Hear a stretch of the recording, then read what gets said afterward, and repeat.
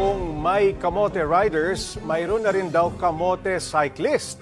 Sila yung mga nagbibisikleta sa mga pangunahing kalsada pero hindi marunong sumunod sa batas trapiko. Para bigyan ng mukha ang balita, ang Mobile Journal, King Senko. Mga paps, isa ang pagbibisikleta sa pinakamabilis at matipid na mode of transportation. Healthy pa ito.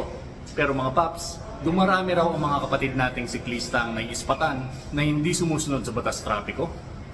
Maraming syudad ang nag-adapt ng bicycle lane mula nang tumama ang pandemya. Marami kasi ang gumamit nito nang mawala pansamantala ang public transport. Tsaka tipid na, nakakapag-exercise ka pa. Pero sa katagalan, dumarami rin daw mga naiispatan na kamote cyclists. Kaya nag-ikot-ikot ako. O ayun mga paps, beating the red light, spotted. Yang mga yan, takaw aksidente. Kaya may mga pagkakataong nababangga sa intersection ang mga pasaway. Motor, kotse, truck o bus, napakadelikado at nakakamatay mga paps. Dahil dyan, may payo ang mga lodina at mga eksperto sa cycling. Para maging safe, tayong lahat is you drive and you bike like a car para you can experience yung safe way to ride it.